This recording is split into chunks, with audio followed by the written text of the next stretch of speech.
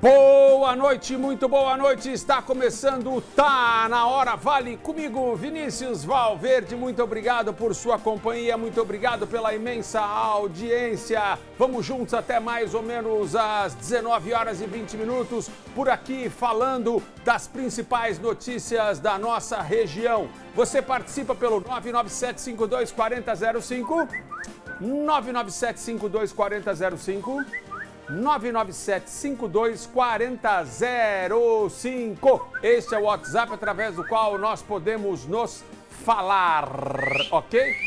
Muito obrigado pelo elogio que me cabe. Olha, eu pensei em milhares de maneiras de começar esse programa aqui, porque essa primeira notícia, ela é tão dura, tão pesada. A gente está falando dessa menina aqui de 21 anos que morreu. Ela estava grávida de 41 semanas e seu filho, que se chamaria Yuri, também morreu. Enquanto isso, a mãe dessa menina, a avó do Yuri, clama por justiça. A filha e o neto morreram. A gente nem pode falar que é a hora do parto, porque, segundo o testemunho da mãe, não se daria o parto, não fosse os apelos dessa mãe desesperada para que a filha fosse, de alguma maneira, atendida dentro do Hospital São Francisco, segundo essa mãe aqui, nem iniciar um procedimento para tirar a criança que já estaria morta teria sido feito. Isso tudo aconteceu em Jacareí e a direção do hospital rebate as acusações dessa mãe e avó. O Pedro Coralha vai contar essa história pra gente. Preste bastante atenção, porque a gente tem muito sobre o que falar dessa matéria.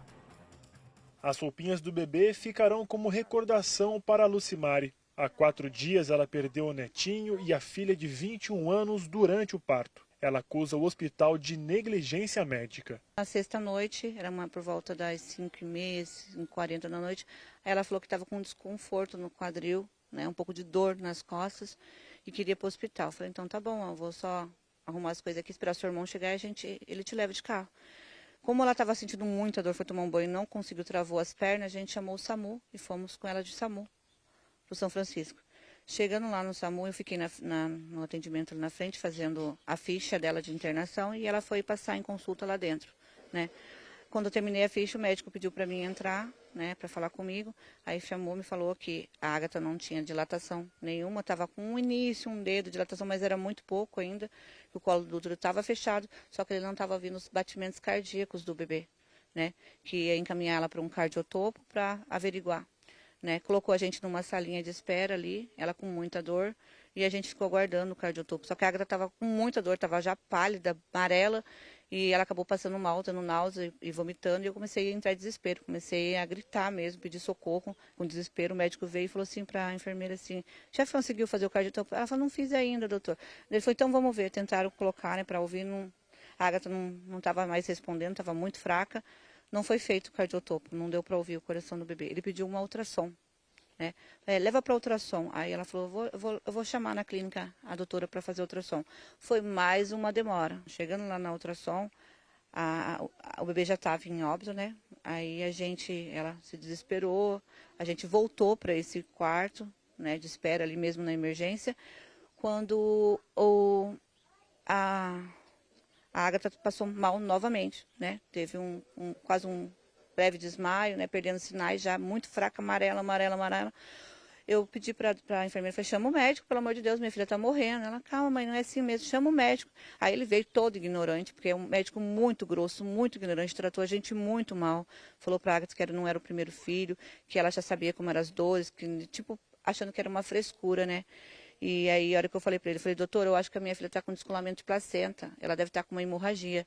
E eu estou com medo disso, porque eu tive descolamento de placenta. Aí ele pegou e falou assim para mim, assim, mãe, eu tenho mais de 50 anos de profissão E nenhum parto é igual ao outro, que dirá com DNA, com genes de mãe e filha. Jamais, isso não existe, isso é mito. Aí eu falei assim, sim, doutor, pode ser mito que for, mas a minha filha não está bem, minha filha está morrendo, meu neto já está morto, minha filha vai morrer. Aí ele falou assim, tenha calma, não estressa não, fica calminha aí, vamos ficar calma, senão eu vou ter que pedir para a senhora retirar. Eu falei, jamais vou sair de perto da minha filha, jamais. E a Agatha, mãe, me ajuda, mãe, eu vou morrer, faz uma cesárea, pelo amor de Deus. Aí o médico falou assim, põe a medicação nela, vamos induzir o parto, para que ela consiga expelir o bebê. Agatha Aimé Pagotto Ferreira estava grávida de 40 semanas. O bebê se chamaria Yuri, mas infelizmente também não resistiu. Mãe e filho foram sepultados no cemitério Campo das Oliveiras, no centro de Jacareí. Na página oficial do Facebook do Hospital São Francisco de Assis, um vídeo foi publicado pelo diretor clínico responsável, com explicações sobre o caso. O Hospital São Francisco vem a público relatar uma fatalidade ocorrida aqui na nossa instituição, onde uma gestante chegou com o seu bebê em óbito intrauterino por ser portadora de uma patologia rara, que é o descolamento prematuro da placenta oculto, onde ocorre realmente um sangramento importante interno, e ela não foi encaminhada para parto normal, e sim ela foi conduzida de imediato para o centro cirúrgico para realizar a cesárea de urgência. Ela evoluiu, infelizmente, com a gravidade do quadro, para um desfecho não favorável, foi conduzida, inclusive, à UTI, recebeu toda a assistência realmente que foi necessária, e temos tudo aqui para colocar à disposição dela, foi colocado todos os recursos à disposição dela, mas pela fatalidade do quadro, realmente nós não conseguimos reverter essa situação. Infelizmente, acabou acontecendo o óbito dessa paciente. Nós estamos aqui para ser solidários com a família, e toda a equipe realmente está muito abalada com aquilo que aconteceu, mexeu com todos nós, com certeza, e colocamos a favor daqui da família. E qualquer esclarecimento que realmente precisa ser feito, nós estamos aqui colocados à disposição para que isso possa acontecer. Lucimari registrou um boletim de ocorrência contra o hospital. Naquele momento ainda não tinha caído a minha ficha. Infelizmente eu achava que tinha sido uma morte. Eu sei que com tudo que ela passou não era natural. Mas eu estava ali ainda em luto, velando a minha filha, já aceitando que ela estava morta. Quando veio na minha cabeça o pensamento de fazer o boletim de ocorrência para investigar, porque com tudo que eu passei com o descolamento de placenta, o atendimento que eu tive quando eu tive meu filho, que foi particular, foi convênio, com a diferença que a Agatha teve pelo SUS. Quando o delegado viu o boletim, que ele foi assinar, ele falou para a moça que era para rasgar e jogar fora e fazer um criminal, porque ali já era um crime. E no momento que também que eles arrancaram o útero, já era uma prova de tentar esconder o que tinha acontecido, porque a placenta, tudo é grudado ao útero, não teria como expor muitas coisas ali. Então o delegado foi muito, vamos dizer, empático com a gente, se compartilhou junto com a minha dor e fez o boletim de ocorrência. A gente veio, daí a gente teve todo aquele processo mais demorado, mas infelizmente não tinha mais o que fazer, teria que fazer. Por meio de nota, a Prefeitura de Jacareí confirmou que possui um convênio com o hospital para a realização de partos de pacientes do SUS. E assim que teve conhecimento do caso, acionou o Comitê de Avaliação de Óbito Materno-Infantil para investigar o ocorrido. A família de Agatha espera que a justiça seja feita. Então, vendo toda essa nota do hospital, do chefe geral do hospital, do dono, do São Francisco, me revolta porque não foi o que a minha filha passou. Entendeu? Pode ser que meu neto tenha chegado morto, pode ser, entendeu? Mas a minha filha daria para eles ter salvado a vida. Então, tudo isso tem que ser investigado, mas investigado sim, até o último. E eu falei ontem, e até vou fazer um vídeo mais tarde falando, para que o hospital tenha um mínimo de consciência e pare de postar essas notas horríveis. Que o mínimo que eles podem fazer nessa hora é se calar e esperar o processo judicial terminar. Porque isso é constrangedor, isso é humilhante. Saber que minha filha não foi atendida e eles se negando e eles mentindo todo esse tempo falando ao contrário. Olha, dona Lucimari, primeiro de tudo, a gente lamenta, mas assim, profundamente, o que a senhora está passando. A dor da senhora não há quem consiga medir. A gente sente profundamente por tudo isso. E eu vou aqui, porque eu não sou médico, Eu vou me ater àquilo que eu estou vendo. E o que eu vejo é uma mãe que perdeu sua filha e seu neto morreram. E essa mãe me parece, a todo momento, uma pessoa equilibrada, razoável, e aquilo que ela fala tem verossimilhança, parece com aquilo, com a realidade que a gente se depara tantas e tantas vezes nesse país. O descaso com quem não tem money, bala. Isso me parece verdade. E eu não a vejo tomada de ira, diferentemente desse apresentador que está tentando se controlar. Ela diz que chegou com a ambulância do SAMU, transporte do SAMU com sua filha, com 40 ou 41 semanas de gestação, portanto, bebê já tudo bem, né? Perfeito, completo, mas que quando fizeram a ultrassom ou fizeram lá um exame para detectar os batimentos da criança, não detectaram. E ela ainda diz, talvez o meu neto tenha chegado mesmo morto. Talvez tenha chegado. Mas ela diz também que ela implora por ajuda à filha dela, para que a filha seja atendida porque estava passando mal, já sem cor. E o médico foi muito grosso com ela, coisa que a gente sabe que acontece se você não tiver, né, o cascalhinho. Porque nesse país aqui o que fala, você vira até doutor quando você tem cascalho. Você pode não ter estudado na vida, tem dinheiro, vira doutor. Bom, daí que este médico foi um estúpido com ela, segundo palavras dela, muito grosso, e ela ainda repete o diálogo que ela teve com esse médico. Dizendo, olha, eu tive descolamento de placenta. Será que não é isso que a minha filha está tendo, o senhor pode fazer? E ele, calma, vou ter que tirar a senhora daqui. Por quê? Porque tem médico que se acha professor de Deus. O cara, ele pega o diploma e ele acha que ali virou Deus. Pois ele deveria estar lá para salvar essa menina. Pode acontecer de não se conseguir salvar? Pode. Mas o fator tempo, e a gente sempre fala disso, é determinante. Daí vamos para o discurso, para o depoimento do clínico geral. Ele diz que ela foi prontamente atendida de imediato. Quem é que está mentindo? Alguém está mentindo. A mãe está mentindo? Não me parece. Ela inclusive diz, talvez o meu neto tenha chegado morto. Mas a minha filha ficou esperando. Já o clínico responsável diz que ela foi atendida de imediato e como o bebê já estava morto, ela foi de imediato encaminhada para o parto, não é isso? A cesárea. Está tendo algum desencontro de informação, porque o que ela diz é que ela foi pedir ao médico e ele chegou a ameaçá-la de pô-la para fora. E o doutor clínico, a morte da filha da dona Lucimari foi um desfecho desfavorável? Foi um desfecho desfavorável a morte dessa menina de 21 anos, mãe de um bebê que ela deixou aí com a avó agora, esse aqui que está no colo, e que perdeu o filho? Desfavorável? Deus me livre e guarde. Olha,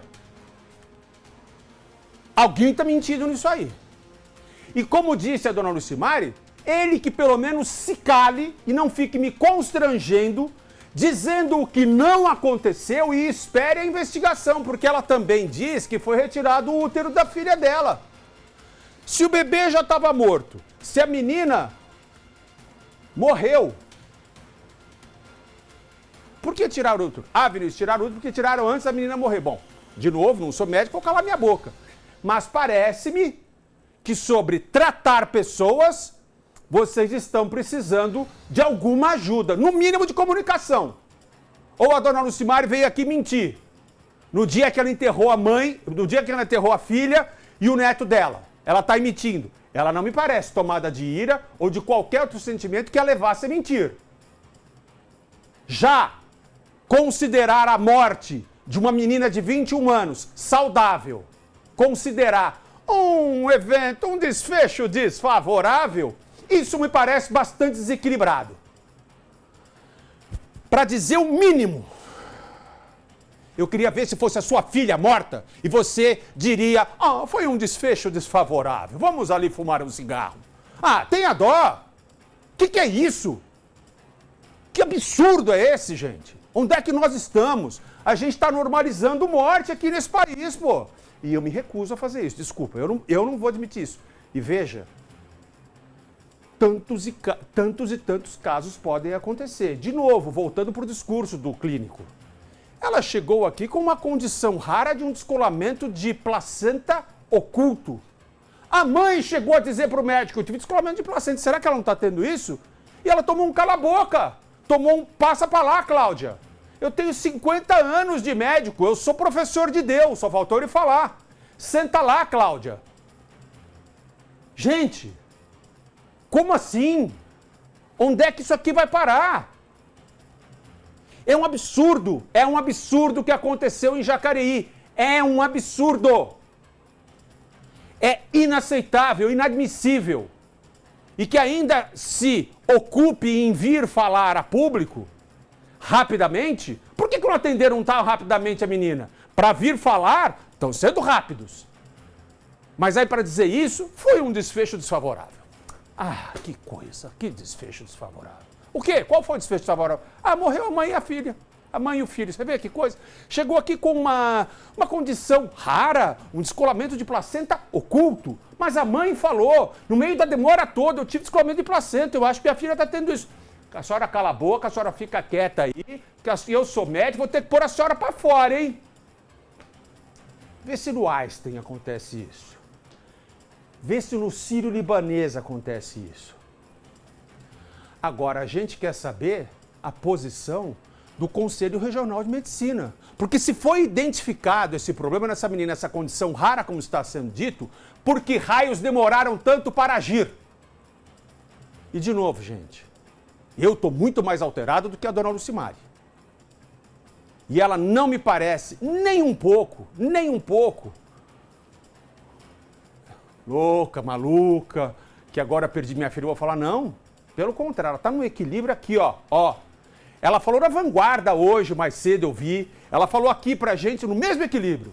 Eu não quero que outras pessoas passem por isso que eu tô passando. E com o filho no colo, neto do colo, meu. Neto do colo, essa mulher é uma guerreira. Essa mulher é uma guerreira. E eu tenho pra mim, vou tirar até o meu crachá aqui do SBT, eu tenho para mim quem é que está mentindo nessa pitomba. Eu tenho pra mim quem é que está mentindo. Quem é que não está sendo macho para falar? Eu tenho 50 anos e eu erro. Nós erramos. Nós agimos tardiamente. A gente vive enchendo o saco de todo mundo aqui, vai fazer o seu diagnóstico, vai fazer o quê? Porque na medicina, o tempo é importante, o tempo é um fator importante. Você está sentindo coceira na sola do pé? Vai fazer. A gente enche o saco das pessoas para fazerem isso. Aí quando a mulher chega lá num caso de emergência, vocês demoram não sei quanto tempo para pôr essa menina para dentro da sala? E olha, você está achando, alguém que eventualmente esteja me assistindo, que seja lá do hospital, está achando que eu estou exagerando? Desculpe, talvez eu esteja exagerando, mas a gente vai ter que falar com o delegado, que ele teve a mesma impressão que eu. Que foi homicídio. O delegado achou. A mãe reportou com verossimilhança, porque isso existe na justiça. Isso aqui eu não estou inventando. O juiz ouve, o delegado ouve. E ele falou, opa, peraí, essa mãe aqui não entrou mentindo. Essa mãe falou os acontecimentos e eu estou dizendo, rasgue o BO, porque isso aí é homicídio. O delegado, não gostou do que eu falei? Vai falar com o delegado. Vai falar com o delegado, meu irmão, porque eu estou do lado do delegado. E do lado da dona Lucimari. E eu conheço um monte de médico que se acha filho de Deus, aliás, professor de Deus, filho de Deus todos nós somos. Que assim, se acha professor de Deus, agora eu vou ensinar aqui como é que é. A menina tá morta e o menino tá morto. Ai, meu Deus do céu. Policiais civis do setor de homicídios da DEIC de Taubaté realizaram em 24 de março de 25 a captura de um homem de 60 anos procurado por estupro de vulnerável e importunação sexual contra suas enteadas na cidade de Tremembé. O acusado foi denunciado por abusar de sua enteada de 14 anos e também da irmã mais velha dela, além de ameaçar as vítimas para evitar que ambas o denunciassem pelos abusos. Após investigações detalhadas, o homem foi localizado em uma residência na estrada do Poço Grande e preso. Ele foi conduzido à delegacia especializada, onde permanece preso à disposição da justiça. Que bom, que bacana e que fique lá por muito tempo. Dá pra gente mensurar o que ele fez na vida dessas meninas? Um homem, ainda falando de importunação sexual, hein? Agora, aí é importunação, não é estupro, porque o anterior era estupro. Um homem foi preso em Jacareí no final de semana, flagrado com as mãos nas suas partes íntimas no transporte público. Quem nos traz mais informações é o repórter Pedro Coralha. Veja. Um homem de 55 anos foi preso em flagrante no centro de Jacareí por importunação sexual. No último sábado, uma mulher de 33 anos estava em um ônibus na cidade de Jacareí, junto da filha de apenas 8 anos, quando dentro do transporte público percebeu que havia um homem olhando para as duas e fazendo alguns movimentos estranhos próximo do seu órgão genital. Ela então, assustada, acionou o seu marido, que ligou para a polícia militar. Em um ponto de ônibus próximo ao parque da cidade de Jacareí, a polícia estava no local e apreendeu o homem. Levado até a delegacia, as duas partes foram ouvidas, tanto a mulher quanto o homem. Na versão dele, ele disse que apenas estava com coceira. No local, o delegado então decretou a prisão por importunação sexual, que uma pena que pode ser de 1 a 5 anos e que pode ser agravada se feita a menores de idade. De Jacareí, Pedro Coralha. É um porquinho, né? Tava coçando só, tadinho. Porquinho, não lavou as partes, tava coceira. Sei, bonzinho. Tá bom, mais um bonzinho. A Polícia Civil de Pindamonhangaba, em parceria com a Defesa Animal, realizou uma ação para averiguar maus tratos em uma residência do bairro Cidade Nova. A ação foi possível após o cumprimento de um mandado judicial. No local, a equipe encontrou, vocês estão vendo algumas fotos aí, um ambiente insalubre, com roupas e materiais de reciclagem acumulados, dificultando o trânsito dentro da casa. Estavam ali 2 cães presos a uma corrente, infestados por carrapatos, sem alimentação adequada e com mobilidade reduzida devido à falta de espaço. Era coisa pra caramba, era lixo até dizer chega dentro da casa, hein? Recicláveis é um modo bonitinho de falar. Bom, além de um galo que também estava sem comida e sem água. A responsável pela residência é identificada como uma acumuladora compulsiva. Ela foi levada à delegacia e responderá por maus tratos.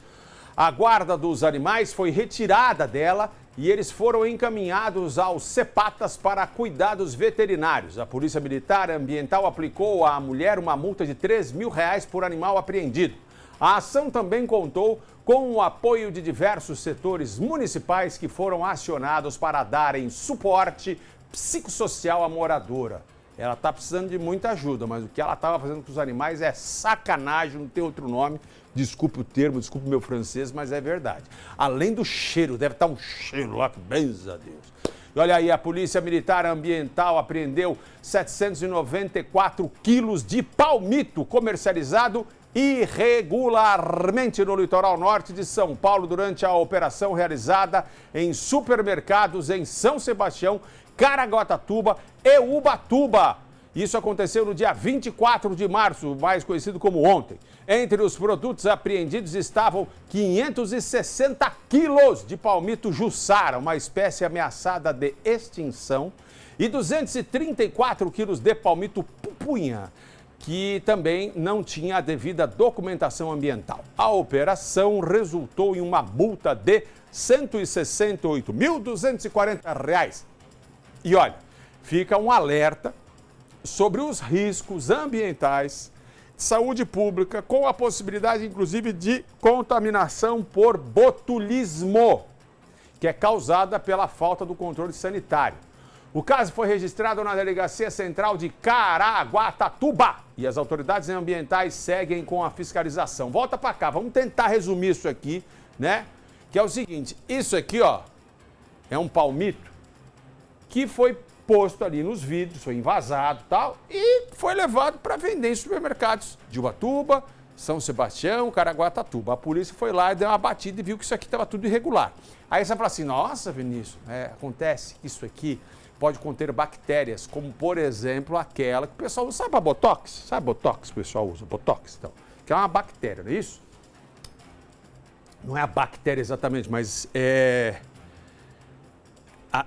como é que chama? É botulínica, não é isso? Isso aí pode estar ali e essa bactéria causa uma paralisação. Só que quando os dentistas, os médicos fazem lá o negócio, eles usam o princípio lá para paralisar. A pessoa fica esticada, não fica esticada a pessoa? Fica, né? Que tem aquele risado. Só que imagina quando você ingere isso. Paralisa esôfago, paralisa estômago, paralisa pulmão, paralisa. A pessoa morre. Pode morrer. Então, por isso, tem que ter um baita de um controle sanitário sobre isso aí. Não dá para comer palmito em qualquer lugar, não, gente. É verdade. E aí, deram lá a batida e pegaram tudo isso. É mais de meia tonelada, hein? Isso aí pode dar uma zica sem tamanho, pode matar a gente. Ah, pode não matar. Pois é, mas entre o pode matar e o pode não matar, melhor prender. Um homem foi preso na madrugada de hoje ao ser flagrado furtando a sede central do SAMU, o Serviço de Atendimento Móvel de Emergência de São Sebastião. Olha as imagens. Pô, a gente já tem uma estrutura tão bacana, não?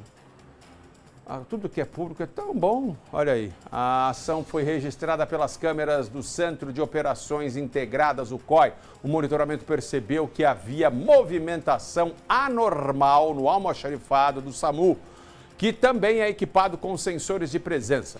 O homem e um comparsa abriram um buraco, vocês estão vendo na imagem aí, né? Na parede do imóvel, usando um martelo. Imagina o tempo que era lá.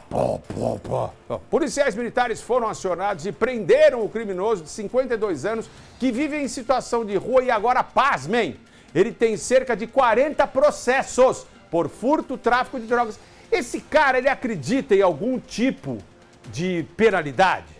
Ele vai parar por quê? Se ele foi pego cerca de 40 vezes e ele volta a fazer e nunca dá nada, você acha que ele vai parar por quê? Aí tem um ministro lá que fala, a polícia prende mal, a polícia prende mal. É que eles estão preocupados em fazerem justiça com outra coisa, né? Eles estão tomados lá por uma sanha de fazer lá justiça.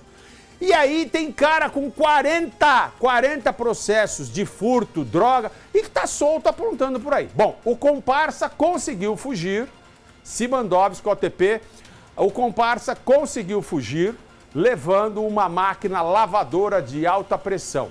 Ele também está sendo procurado. Eu fico imaginando o cara, sabe aquela máquina lavadora? Ele correndo e conseguiu fugir. O outro, 40 vezes já se livrou. Ai, meu Deus do céu. Vamos para o nosso intervalo. Daqui a pouquinho eu estou de volta com mais. Está na hora, fica por aí.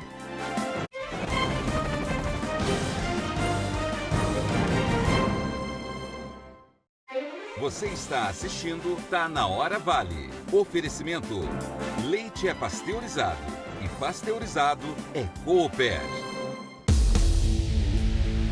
Seja nos campos, nas quadras ou até na piscina, no SBT Esportes Vale, você não perde nenhum lance. Aqui é o ponto de encontro dos apaixonados pelo esporte. Tem os gols da rodada, matérias especiais, as últimas notícias do seu time, de forma descontraída, é claro. E não esquece, a sua participação. Eu sou o Lucas Tavares e te espero de segunda a sexta aqui, na TH+ SBT. Com o cartão Saúde Santa Casa, você tem atendimento prioritário 24 horas. Tudo isso utilizando a infraestrutura da Santa Casa de Guaratinguetá.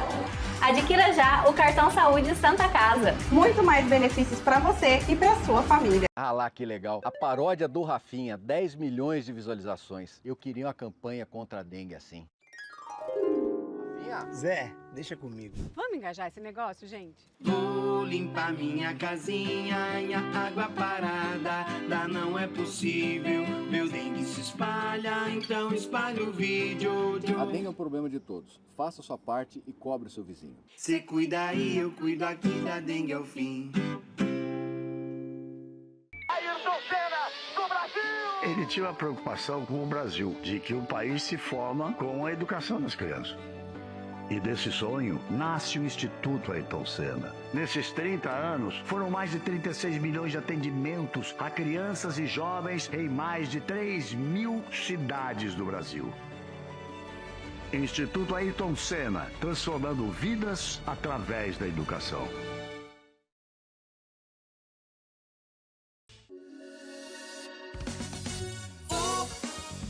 Vem pro baú. No baú tem prêmios de verdade, no baú tem credibilidade. Agora você também pode comprar via internet digital. Vem ver já! Toda semana o baú dá prêmios de montão. Pode ter um dinheirão na sua mão. Vem pro baú. Vem pro baú.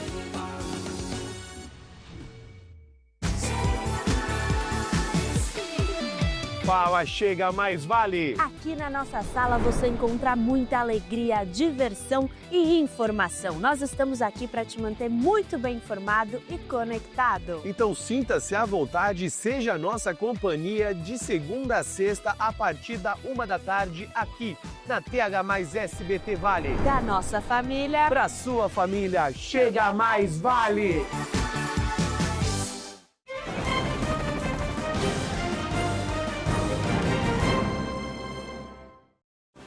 Estamos de volta com o nosso Tá na Hora Vale e a gente segue aqui fazendo o nosso bate-papo. Hoje é com o vice-prefeito de Taubaté, o Coronel Oliveira Neto. Por favor, roda para mim aí a vinheta do nosso quadro.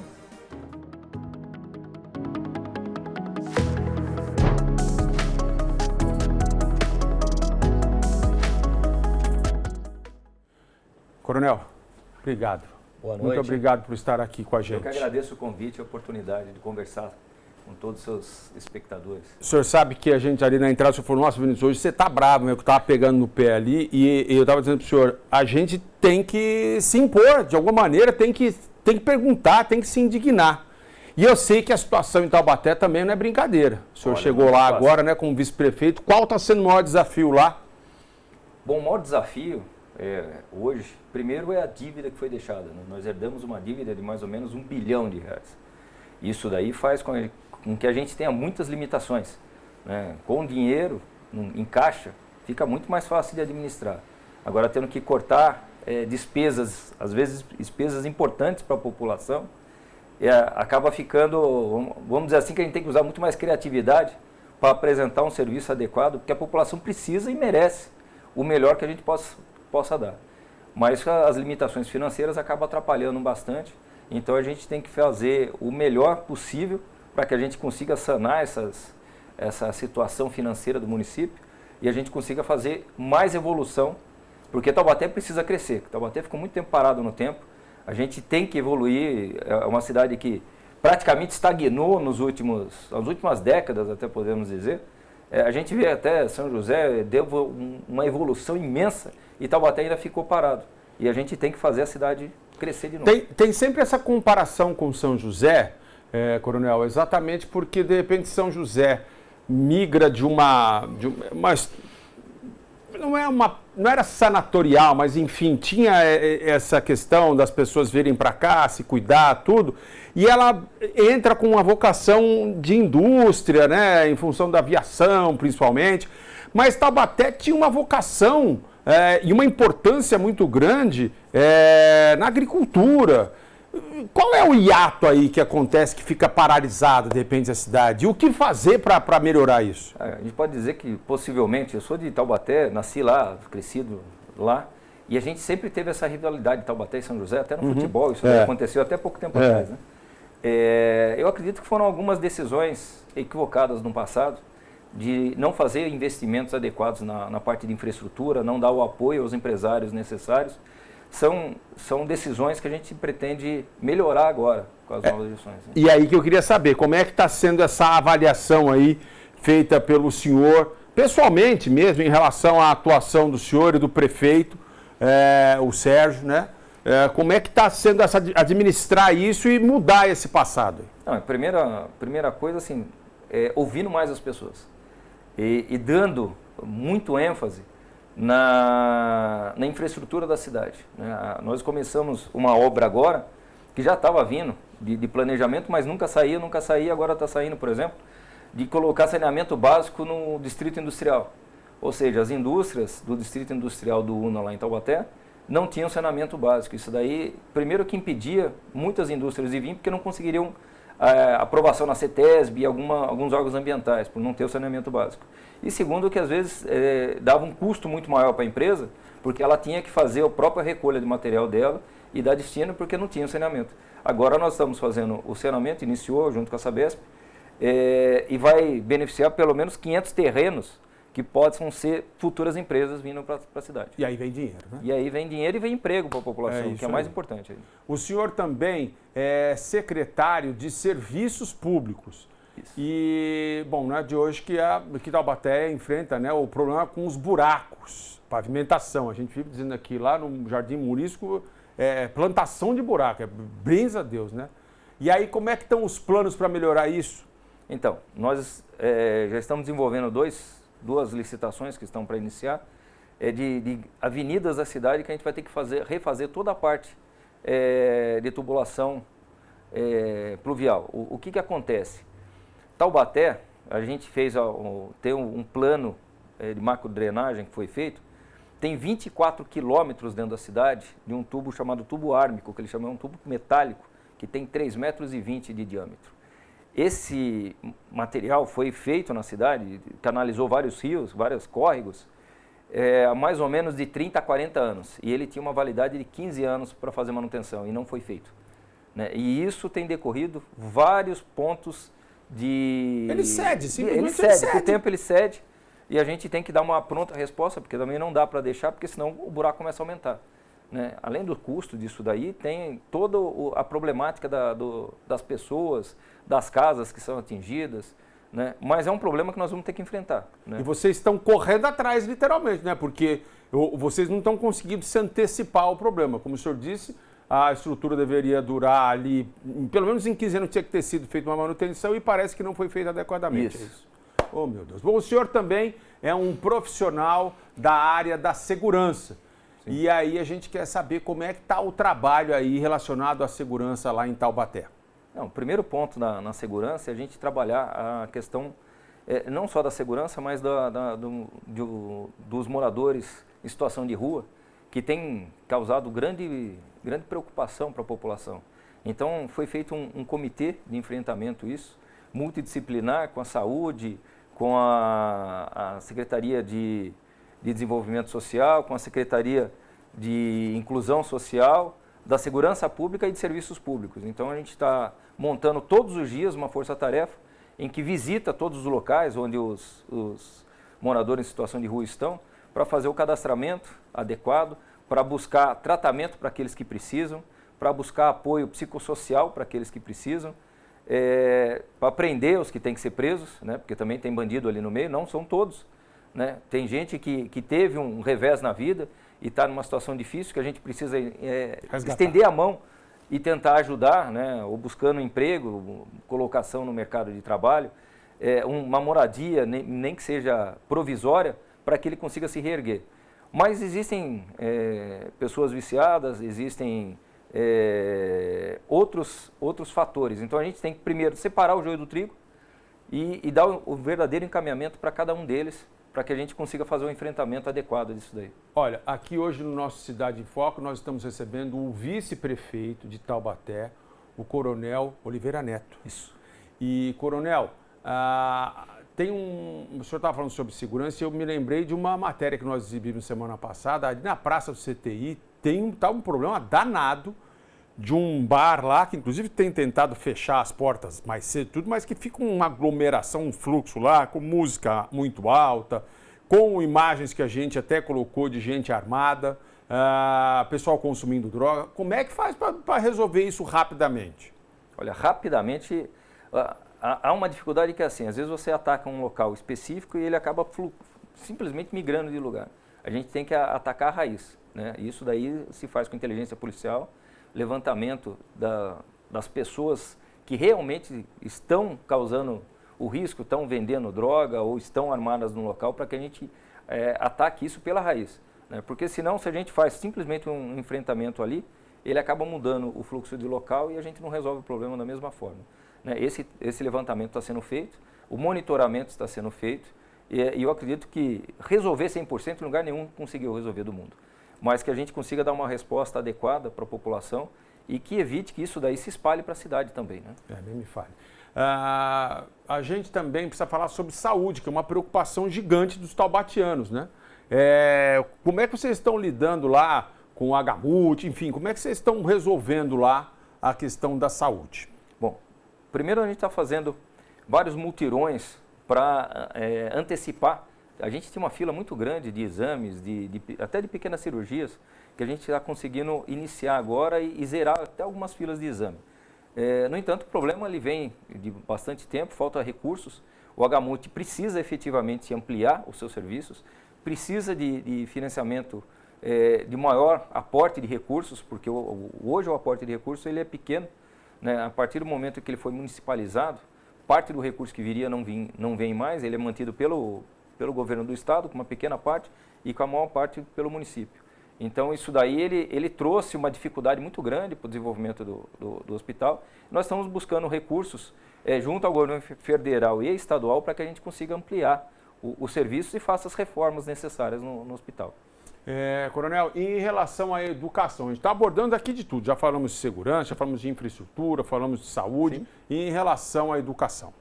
A educação, nós temos dois grandes desafios. Primeiro, a gente tinha um número de vagas de creche muito grande, né, até o ano passado. Esse desafio a gente já está quase que equalizando. A gente precisa de investimentos ainda, a gente está com uma previsão de fazer mais de construção de outras creches, mas também não só de zerar essa fila, mas que a gente melhore a qualidade do ensino, diminuindo o número de pessoas, de crianças na sala de aula, porque você tem mais facilidade para o professor dar essa aula, né? Investindo no professor, né? E ajustando a própria escola num todo de uma infraestrutura dela, né? Então, aportando recursos para o diretor da escola para que ele faça os pequenos reparos com maior velocidade, para que ele tenha maior condição de cuidar da sua escola com mais facilidade e com mais velocidade. Coronel, eu vou dizer uma coisa para o senhor muito sinceramente. Quando vocês estão em campanha, vocês ficam mais otimistas. Depois que vocês entram lá, vocês se deparam com cada coisa, hein? Isso tudo que a gente falou aqui, Coronel, quando que o senhor acha que a população de Taubaté vai conseguir já perceber, né, a mão de vocês? E veja, eu estou valorizando aqui demais o comitê que o senhor falou que vocês fizeram para tratar de segurança. O senhor já apareceu aqui nas nossas imagens algumas vezes também falando dos problemas. O senhor foi lá enfrentar. O Sérgio também não sai, não tira da seringa, vocês aparecem. Mas quando é que o povo taubajano vai começar a perceber assim uma evolução na cidade? Bom, eu posso dizer que eu acredito que em 3 meses, 4 meses, alguma coisa já vai ser percebida. A mudança total de direção, não, né? Uma cidade do tamanho de Taubaté, a gente precisa de tempo para mudar a realidade, ao ponto que a gente consiga perceber, nossa, a cidade realmente é outra. Né? Isso daí a gente não consegue fazer em 1 ano, talvez nem em 2 anos. A gente vai ter que... Não é uma varinha mágica, não é uma vara mágica, não existe... E outro ponto importante é que, assim, uma coisa que a gente valoriza muito é a transparência. Então a gente também não vai vender fumaça, não vai falar, não, a gente vai faz uma maquiagem e a coisa fica ruim do mesmo jeito, não. Ou a gente consegue consertar, ou a gente vai falar, a gente não conseguiu até agora.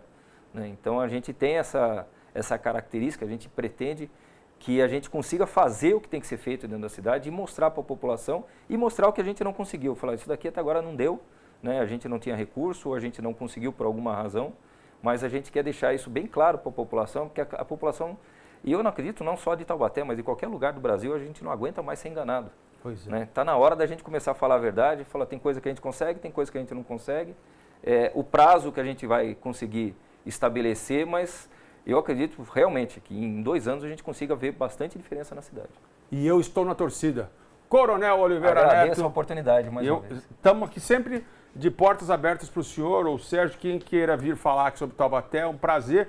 E, pelo visto, a coisa está mais difícil de virar o jogo lá do que o nosso burrão da Central bater lá no Primavera, mas a gente não desiste. A gente está na torcida. É isso aí, eu também estou. Sim. Um abraço, muito obrigado, Coronel Oliveira Neto, vice-prefeito de Taubaté, esteve aqui conosco. Vamos para o nosso intervalinho, já eu estou de volta.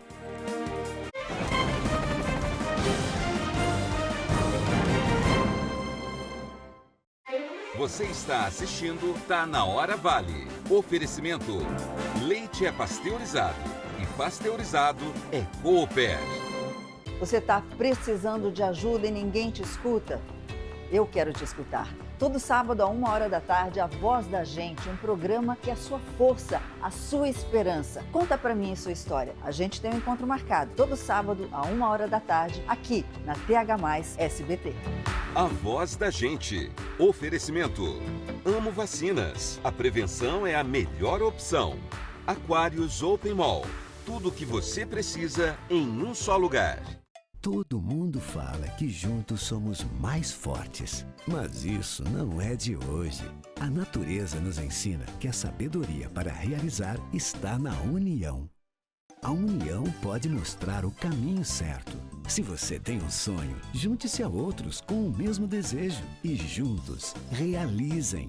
Isso é consórcio. E é isso que a Vinac faz há mais de 46 anos. Vem com a gente realizar. O Mais SBT tem canais ao vivo e de graça. Trazendo novidade com muita nostalgia. Filmes, séries, humor, desenhos e novelas. Certo, mano. E claro, tem o canal do patrão. Afinal, aqui todo dia é domingo. São 5 grandes canais com menos enrolação e mais diversão. Mais SBT é streaming, é TV, é grátis. Eu sou Benedito de Piquete e eu já ganhei. Eu sou a Franciele de São José dos Campos e eu já ganhei. Sou Marcos, Jacareí, eu já ganhei. No Super Giro, 30 prêmios de R$1.000. No primeiro sorteio, 10 mil.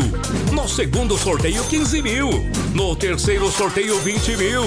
E no quarto sorteio, 200 mil reais. Isso mesmo, 200 mil reais. Vale Cap é regional, hein? Notícias, você confere tudo da política e da economia, da região e do país. Empreendedorismo, meio ambiente, comportamento e cultura também passam por aqui. Eu sou Gabriela Leite e a gente se encontra às 7h20 da noite, de segunda a sexta-feira, aqui na TH+ SBT.